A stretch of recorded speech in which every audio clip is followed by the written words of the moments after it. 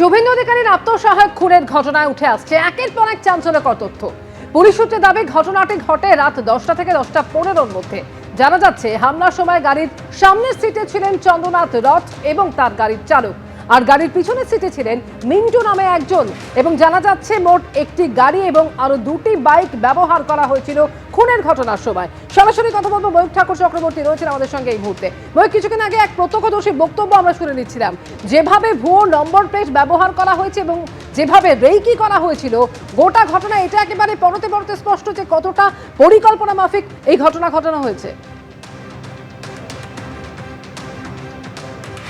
দেখো, একদমই, কারণ এখনো পর্যন্ত এই খুনের ঘটনায় পারিপার্শ্বিক তথ্য প্রমাণ থেকে পুলিশ আধিকারিকরা যা দেখতে পেয়েছেন সেটা থেকে কার্যত তারা নিশ্চিত যে এই চন্দ্রনাথ রথকে খুন করার জন্য রীতিমতো পরিকল্পনা করে কনস্পিরেসি করা হয়েছিল এবং সেটার জন্য লজিস্টিক সাপোর্ট তারা ব্যবহার করেছিলেন।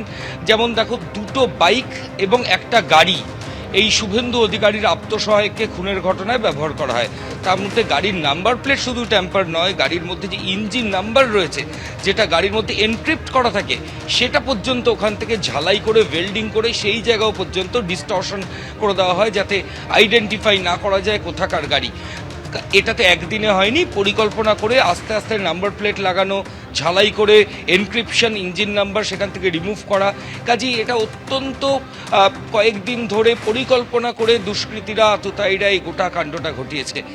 এবার তোমায় দেখাই যে এই যে রাস্তা দেখো আমরা দেখাচ্ছি, ভগবান শাহ দেখাচ্ছে, এখান থেকে কিছুটা সামনে গেলে যশোর রোড, এই যশোর রোড থেকে দোহারিয়া লেন যেখানে আমি দাঁড়িয়ে রয়েছি, এই দোহারিয়া লেনের ঠিক যে জায়গায় পুলিশ আধিকারিকরা এই মুহূর্তে ডু নট ক্রস রিবন লাগিয়ে দিয়েছেন, এই সামনেই হচ্ছে খুনের ঘটনাস্থল, যেখানে এখনো গাড়ির কাচের টুকরো থেকে শুরু করে বিভিন্ন জিনিস পড়ে আছে। ফরেন্সিক আধিকারিকরা আসবেন, অলরেডি এসেছেন এবং এরপরেও আসতে পারেন, ঠিক সেই কারণে যাতে তথ্য প্রমাণ নষ্ট না হয়, ঠিক সেই কারণেই ওগুলোকে ওখানে এখনো পর্যন্ত রাখা রয়েছে। এই যে জায়গা, অর্থাৎ খুনের যে প্লেস অফ অকারেন্স, সেখান থেকে মাত্র 50 মিটার দূরে অর্কিড এস্টেট, যেখানে চন্দ্রনাথ থাকেন তার স্ত্রী এবং তার সন্তানকে নিয়ে।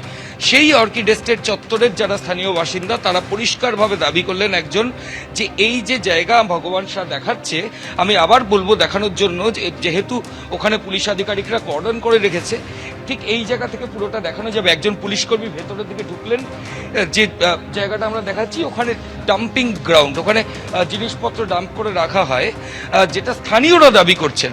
কোনো সিসিটিভি ফুটেজ এখনো পর্যন্ত এরকম পাওয়া যায়নি, তবে স্থানীয়দের দাবি ওখানে 3 জন বাইক নিয়ে, দুটো বাইক নিয়ে ওয়েট করছিলেন এবং চন্দ্রনাথের গাড়ি যখন এই যে রাস্তা, এই জায়গাটা দেখো আলো সেরকম খুব একটা ছিল না, এইখানে পৌঁছানো মাত্রই ওই বাঁ দিক থেকে, ওই কারখানার দিক থেকে যেখানে ডাম্প করা হয় জিনিস, সেখান থেকে 3 জন চলে আসেন এবং গাড়ি দিয়ে তার গাড়ি আটকানো হয় এবং একদম পয়েন্ট ব্ল্যাঙ্ক রেঞ্জ থেকে গুলি করা হয় এবং মৃত্যু নিশ্চিত করার জন্য, ডেথ কনফার্ম করার জন্য কাঁচের মধ্যে রিভলভার একদম সাঁটিয়ে তাকে মার্ডার করা হয়, যাতে কোনোভাবে যে লক্ষ্য ছিল দুষ্কৃতীদের সেটা তাদের মিস না হয়।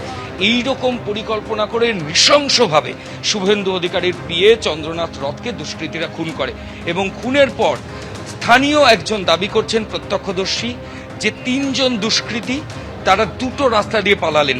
যে রাস্তা এখন ভগবান শাহ দেখাচ্ছে, এই রাস্তা দিয়ে সোজা গেলে ডান দিকে তুমি বাদুর দিকে চলে যেতে পারো, মধ্যমগ্রাম বাদু, এবং আরেকটি রাস্তা সামনে গিয়ে ভাগ হয়ে যাচ্ছে, সেদিক দিয়ে গেলে নিউ টাউনের দিকে যাওয়া যায়।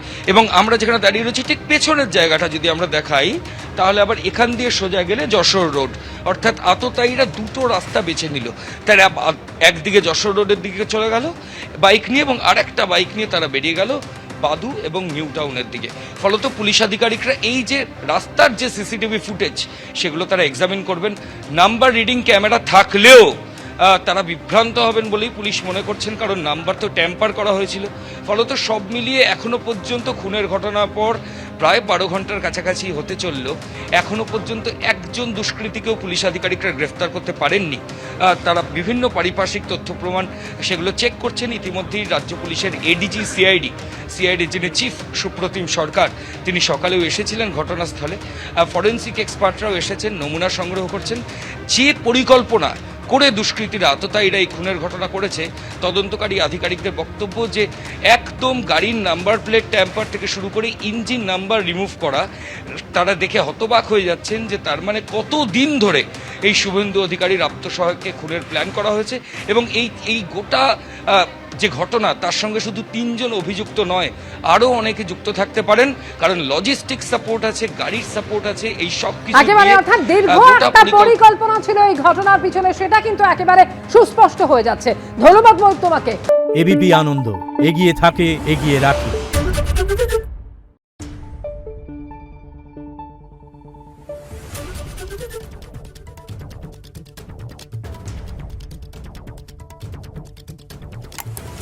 Thank you.